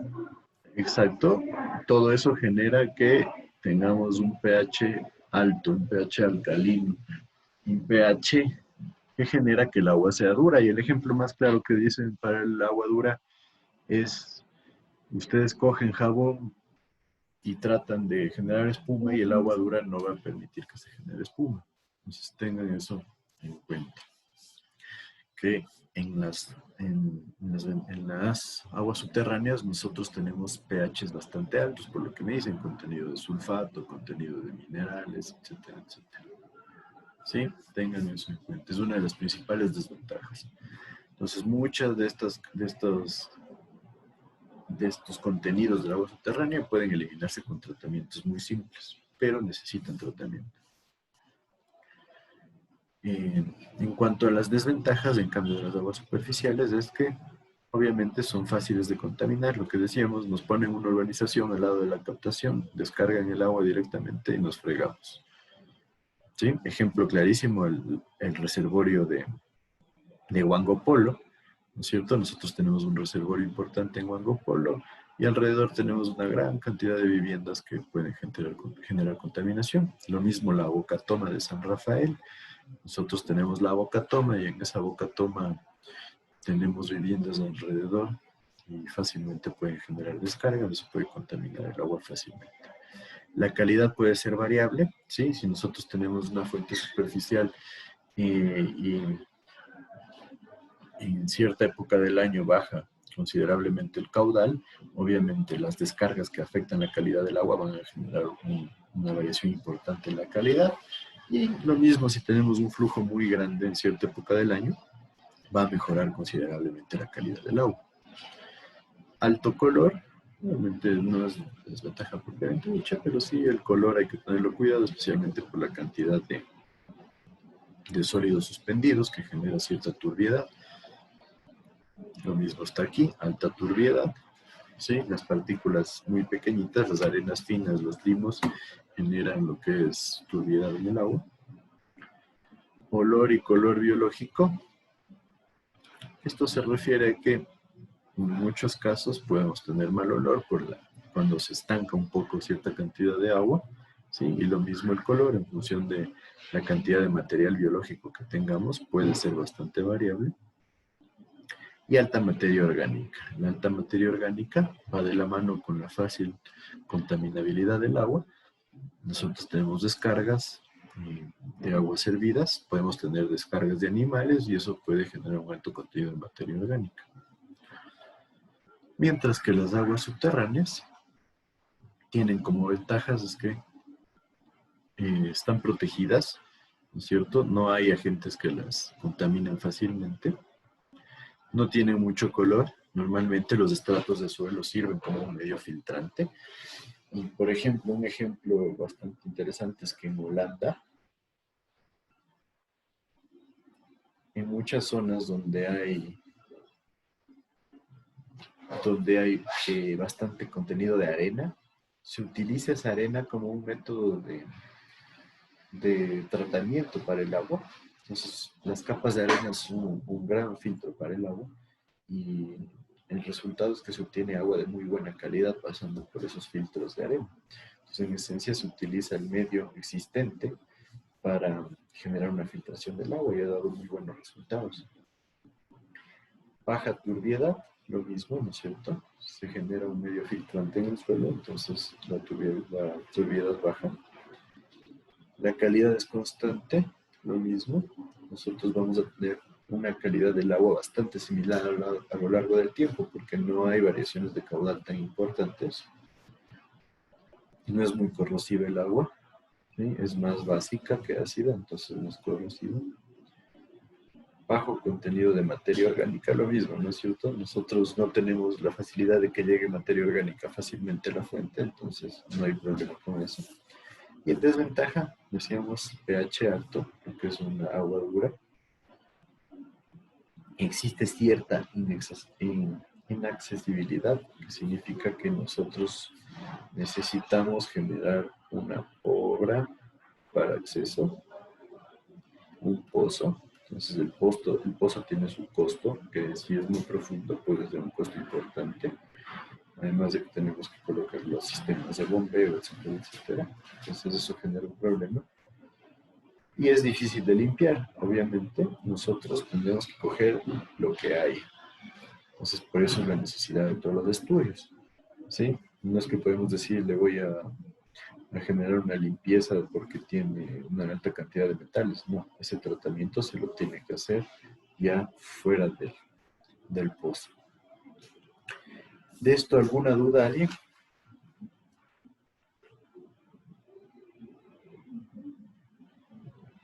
¿Estamos claros? Sí. Chévere. Entonces, como ven, cada una tiene sus ventajas y desventajas. ¿Por qué creen ustedes o por qué dirían ustedes que las fuentes superficiales son más utilizadas que las subterráneas? ¿Por el costo? La facilidad de extracción. Por la facilidad de extracción principalmente. En algunos casos el costo podría ser bajo de agua subterránea, pero lo más fácil es tomar agua de un río. Entonces, esa es la razón porque es la fuente más típica y más común dentro de nuestros proyectos hidráulicos y sanitarios, ¿no? En cuanto a las características, para aguas superficiales, nosotros normalmente vamos a tener mayores caudales, ¿sí? Es mucho más fácil tener caudales grandes en los ríos. El caudal va a variar según la estación climática. Obviamente nosotros tenemos la época de crecidas y la época de estiaje. Entonces, en el estiaje nosotros vamos a tener una reducción dramática. Entonces, eso tiene que ser demasiado importante dentro de la estimación de caudales. En la mayoría de casos no necesitamos bombeo. Normalmente nosotros debemos definir bien la ubicación del proyecto. Y en función de una buena ubicación, nosotros vamos a generar un transporte de agua sin problema. Entonces, eso es una ventaja importante. Los costos cuando tenemos bombeos son bajos. Obviamente no necesitamos bombas que generen alturas importantes, ¿sí? Si hay que hacer una altura muy importante, va a ser ya un proyecto muy caro, entonces no se lo tome en cuenta. Nos dice que la captación debe hacerse distante del sitio de consumo. Esto se da por lo general por el hecho de, como decíamos en el dibujito, lo óptimo sería tener un tanque en la zona centro de nuestro, en el eje, en el centro de gravedad de nuestra población, pero normalmente la captación va a estar relativamente lejos, no tan lejos para que no sea muy caro lo que es el transporte del agua, pero de esta forma nosotros vamos a tener facilidad para el tratamiento. Mientras que para las aguas subterráneas nosotros tenemos que los caudales van a ser relativamente bajos. Esto dependiendo de la capacidad de recarga que tenga el acuífero. Ten en cuenta que es importante el análisis de la capacidad de recarga. El caudal va a ser casi constante. Eso es algo importante porque nos da mucha más capacidad de análisis para lo que es la regulación de volúmenes. Es importantísimo eso. Obviamente, a menos de que tengamos un pozo artesiano fluyente, nosotros vamos a necesitar bombeo. Entonces, casi siempre. Los costos de bombeo son altos porque los pozos son profundos. ¿Sí? Entonces necesitamos bombas de buena calidad. Necesitamos siempre más de una bomba. ¿Sí? Y la altura que tiene que generar la bomba es bastante importante, ¿no? Entonces, si hablamos de un pozo de 30 metros, imagínense, ya es una bomba que genera 30 metros más el caudal que debe generar. Si es para un proyecto, tiene que ser un caudal no muy pequeño. Entonces, se suele poner a veces sistemas de bombeo en paralelo para generar más caudal. Entonces, todo eso hay que tener en cuenta, eso va a ser más caro. Y obviamente, nosotros tenemos que tener, por ejemplo, un mantenimiento más constante, porque se pueden producir impregnaciones de minerales en lo que son los componentes de la bomba, y eso puede dañar su vida útil, entonces debe quedar mantenimiento continuo. Y nos dice que se puede obtener en el sitio muy cerca de la demanda. Sí, obviamente, se necesita hacer el pozo, y no se necesita una infraestructura demasiado grande, entonces también va esto de la mano con que el uso no es tan común en lo que son zonas urbanas, especialmente porque el caudal es muy pequeñito. Entonces, si ustedes utilizan un pozo para una finca o para una población pequeña, obviamente lo pueden poner ahí mismo. Entonces, es una de las características, pero puede ser buena en ciertos casos, en otras más o menos. ¿Hasta ahí alguna duda? ¿Estamos claros?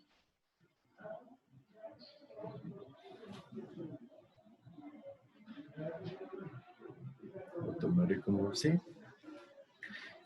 Nuevamente, para que no se olviden, tiene que cumplir la fuente un abastecimiento continuo. Esto es importante especialmente para las aguas subterráneas. Se tienen que cumplir las normas de calidad deseada. Obviamente eso es bastante lógico. La fuente tiene que ser bien elegida, especialmente por lo que es costos. Los costos pueden volverse una limitante. Y nosotros necesitamos cumplir con el caudal necesario. Esto significa que debemos hacer un buen análisis para los proyectos y un potencial hídrico adecuado, que es, en esencia, el potencial hídrico, la relación que va a haber entre el caudal que yo tengo y el caudal que necesito.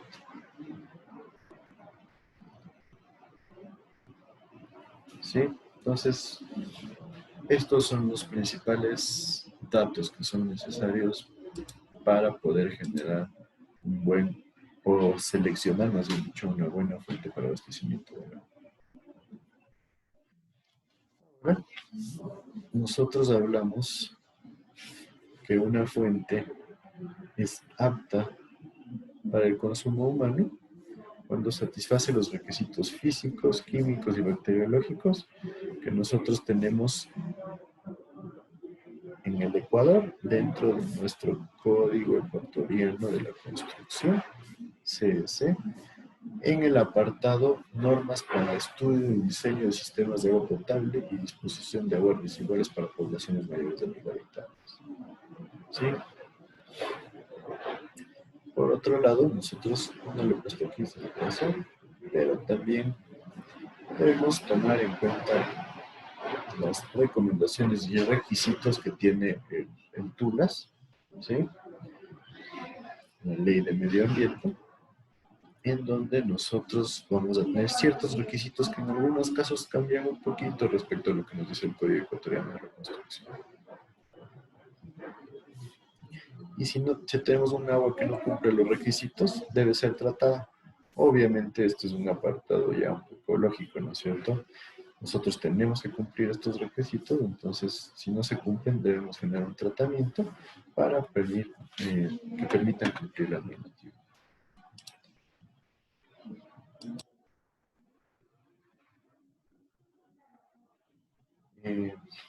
Bueno, con esto terminemos.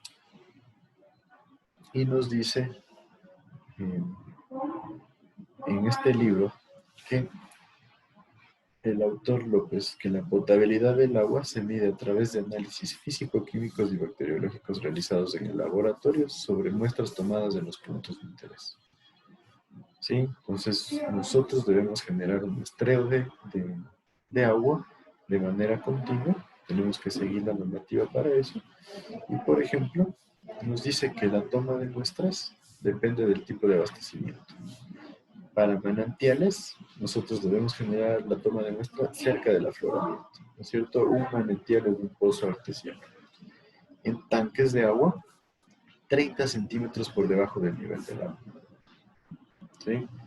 Es importante que no sea en la superficie, porque en la superficie podemos tener ciertos factores que nos pueden dar un poco de variación en los resultados, como por ejemplo tenemos más oxigenación, entonces eso puede mejorar la calidad del agua. Por otro lado podemos tener partículas flotantes que también pueden darnos un dato un poco irreal. Entonces 30 centímetros es la recomendación. En ríos donde la corriente es manifiesta, o sea donde se produce ya una corriente visible del agua, En pozos, me refería a una corriente visible, cabe recalcar, en donde no tengamos agua estancada, ¿no? En pozos, nosotros necesitamos bombear previamente varios minutos y después tomar la muestra, ¿sí? De esa forma generamos, por ejemplo, la limpieza de los conductos para evitar tener datos irreales de la calidad del agua.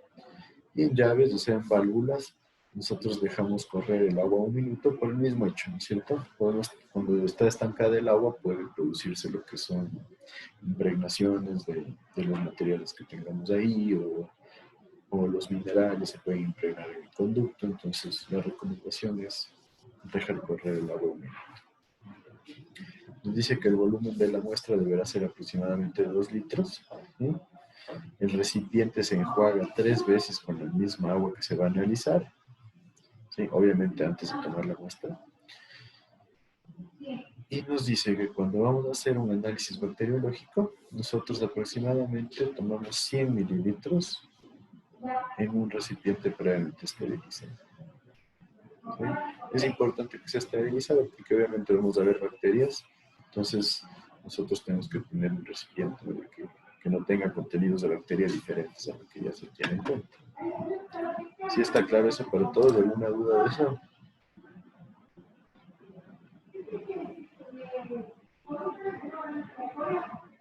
¿Qué me dice?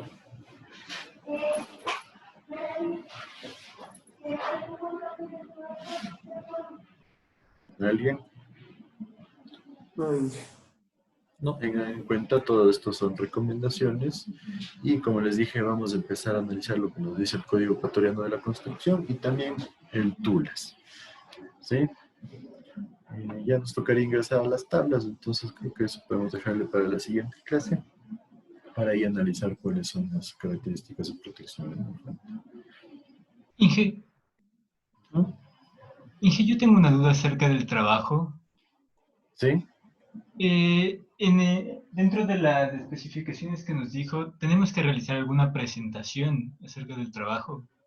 No, una presentación no, pero sí tienen que incluir los esquemas gráficos detallando todo lo que está incluyendo o un video que sea un video desarrollado, ¿no? No me copiarán nada directo de YouTube. Ya, Inge, y una duda más, no sé si sea posible, o sea, si es posible cambiar la fecha de entrega para el día martes de la siguiente semana, ya que estamos recién empezando la unidad. O sea, la idea es que ustedes la tengan para el viernes para poder conversar de eso mismo ahí, pues, y hacer una pequeña discusión. Entonces, por eso sería una limitante ahí.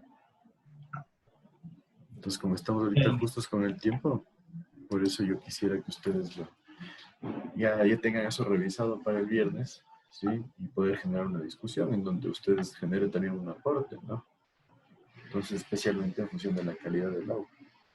Sí, entonces, por eso no les puedo cambiar, porque sí necesitaría que ustedes ya tengan algo a revisar. Listo. ¿Sí? ¿Alguna otra duda? El tema sería fuentes de abastecimiento de agua y calidad de agua. Sí, los criterios para calidad del agua, para captaciones para consumo humano y la protección de las fuentes.